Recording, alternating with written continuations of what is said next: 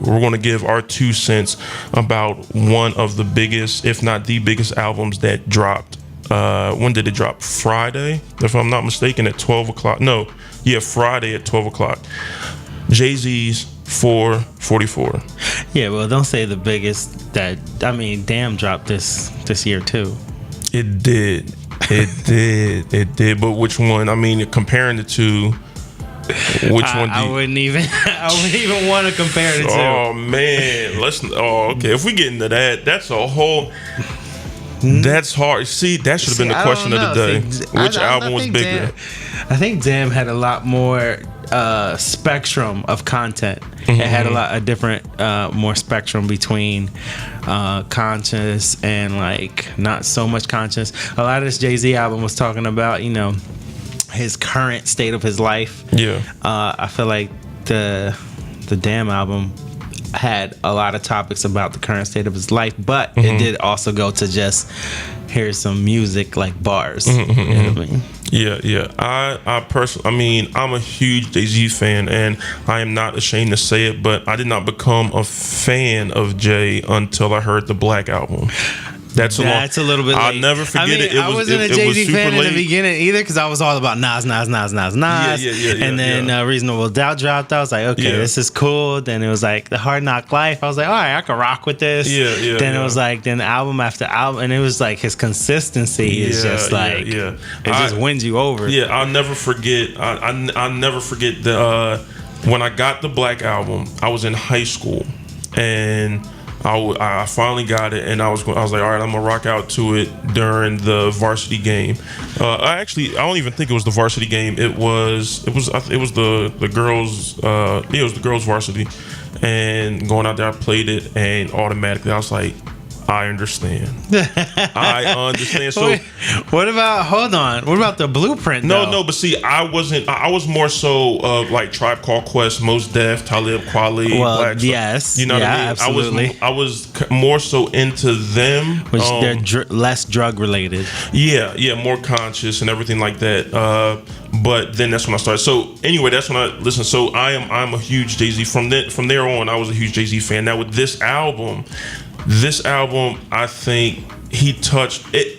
He touched on a lot. I mean, a lot's been going on in the country. It's dope. Yeah, it is. A lot's been going on in the country when it comes to police and citizens, and also there's been race relations that it seems to have been spiked. In my personal opinion, and he's dropping so many gems about like how a black millionaire should be thinking, like how your path should be built up for you to set up these and he talks about cohesiveness in the community, like why are you still supporting alcohol companies that are not black owned? And and I think the thing is, it's more so it's he's empowering his people, so the African American community, because there has been a I guess you can say a slow. I'm trying to find the right word. There has been. I mean, you have slavery, you have 400 years and all that stuff, and generation is just bringing the African American community up, and so it's been a slow progression, but there is a progression, and I think that the knowledge is finally like it's been there, but it's like starting to become more. But in the album, he's saying like, I've been trying to tell you this like for how many albums, and you still not listening, like how you don't get it. Well, and I think because he's saying, even in one of his lyrics, he was saying one thing that was huge, and I was like, wow, that's deep, was when he said, I told him don't quote me on this, I forget, but he said I told him don't die over the block that your mama rent. In other words, you have all these so-called thugs and some who are thugs, but you're literally dying over a block that you don't even own. Right. Your mom's renting it out. You see what I'm saying? So I think, and he's able to come from that drug mentality and flip it, because that's what he went through. That's what he did. And I mean, all through history of America, you see that there's a lot of families that made it and have made it through crime. Like you got the Italian mafia, you got, so many there's so many so many different communities, they have some type of history, but at the same time, he's telling you that this crime doesn't come without pain. Like he talks about how his friends are shooting and killing other friends, like friends killing and shooting friends, exactly, and how they. I mean, and he's saying that he had to figure it out, figure out the way to get out of it. Is what he's always really been about, is figuring out the way to get out of it. Even though a lot of that stuff in the past was promoting a lot of violence and a lot of drug use and a lot of drug selling, a lot, and on one hand, it's like even before this album, like a lot of rap promotes that life, and they say that they say, and they want to clear, hey, I'm just telling the story of what happened, what's going on, but it's like you're glamorizing it in a way. You see what I'm saying? Like, although you are telling the story, you're glamorizing, and then there'll be only 2 tracks that's like a positive message, and it's like, it depends on the artist. It depends on the artist, just like it depends on the director for which film you see. If you see, but there has to be some type of accountability. There has to be, in a way. In other words, there has to be, and I think the people have to start holding the artists accountable. But I'm just saying, they don't hold the directors accountable. They don't hold the screenwriters accountable. They don't hold all of these people who are promoting all this violence movies, this violent TV shows, Game of Thrones. Come on. Well, I think that's game. Even though Game of Thrones glorifying violence. Yeah, but not adultery. Like the drug life, shoot 'em up. I don't think there's what type of drugs they got in Game of Thrones? Opiates? I don't even think they're using drugs in Game of Thrones. No, but I'm just saying, like, if you're looking at 2 storytellers, one is an artist that does music and one is an artist that does film. Yeah. If you're gonna hold one accountable, you gotta hold them both accountable. Okay. Well, I don't know. I think that film allows the story to be told in more depth, detail, and there is a cause and effect, right? So, say for example, you have Scarface, right? My parents, they were like, "Oh, we're going to show our kids Scarface when they get old enough," because although he was getting money and making a name for himself, at the end he was assassinated. And there's so a Biggie, story. Tupac, I mean, that's their story. But you're talking about a movie. But when it comes to rapping, you only have 3 minutes, 3 minutes and 45 seconds, and there is no. Put it this way: there is no ending to. Okay, this life is negative in some cases. See, you have whole albums. The album is gonna last half as long as the movie to tell your story. So it's just like Biggie when he was dropping his first album versus when he dropped his next album after that. It was a transition between what he was talking about. He said, "I went from negative to positive." You know what I mean? But I mean, I guess. Man, that's a hard question. I don't know. Well, let's leave it up to the people. If you guys want to call in, call 215-619-7366 and let us hear your opinion when it comes to the negative and positive side of rap and hip hop. But we are about to get back into the mix, and we will come back with some more talk on Jay-Z's 444, or if you like to say 444. or if you like to say 4 minutes and 44, but it's just I believe 444. Okay. It's your boy DJ Mad Mavern with Marc Francois and Nas, and collectively we are known as the Gooniez. Let's get back into the Mad Mix. Let's go. You know we have what you need to start your mornings off right. It's the Gooniez broadcasting live at Montco Radio Studios. What's good? What's going on, good people? What's up? What's up? I hope everyone is enjoying the mix right now. So we just got informed. Nas was just telling us that you could really hear that cricket. Yo, bro, that cricket was really trying to get a drop. Jiminy Cricket. That cricket was really. Shout out to Jiminy. That was some real crap. Yeah. Let me make sure I got you on there. But yeah. So once again, we're back with the discussion. There we go. I hear you. You good? I'm up. Yeah. Maybe louder. We got way up. I feel blessed. No. Okay, there we go. That should be good now. But anyway, we were talking about, if you're just now tuning in, we were talking about Jay-Z's album, and we were saying, is there some type of level to the positivity that needs to be promoted within hip hop, instead of always having to tell the story? Because it's like everyone has the same story. Oh yeah, I dealt drugs. My homeboy got shot. I had to do this, that, and the third, which we understand. But it's like, now, is it time to bring back that positive message when we had like back with the conscious, right? Like back in I want to say the 90s, like when hip hop really started coming in. Mos Def and Talib Kweli and Black Star, like all, like, yeah. Yeah, I mean, that's good stuff. But at the same time, we still had DMX. Mos Def's music, I definitely think he brings in positivity, and he balances it out. Yo, speaking of Mos Def, Block Party is about to come up. Dave Chappelle Block Party, Mos Def. It's going to be where they have there. that at, Chicago or? I don't even know, but I just know I seen a post on it, and that this year it's going to be indoors. Logs onto the internet, Google's Block Party. Like, seriously, stuff like that, you got to get your tickets early. For real. Yeah. So, Nas, what's your opinion? Did you listen to the album? All right, let me tell you my story about the album. All right, when it starts off right. All right, let me tell you. Let me tell you. Okay, so, I hear everybody raving about it, all this stuff. I'm like, listen, y'all, like, calm down. Right? I was just saying. It's his 13th album. Everybody's going to get a chance to listen to it.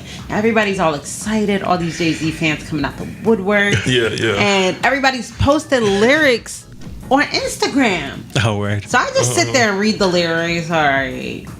Don't do this to the block that your mama's renting. Yeah. Buy up the block, that's how you rinse it. And I'm like, okay, all right. Credit. So it's gonna be bars. Yeah, get your credit up and do all this stuff, buy property. So I'm like, all right. So after I just kept on seeing these posts, I'm like, all right, I'm gonna download Tidal. I have Sprint. Get it for free for 6 months. Yeah. 6 months. I should be able to listen to it. So I go to download Tidal. I'm like, maybe there's a link. Then I'm like, nah, go to the App Store, download the thing. I download it, and I hit on the album. I finally get through everything. There's 2 packages. There's like a lower package, like maybe $14.99 or something. Yeah.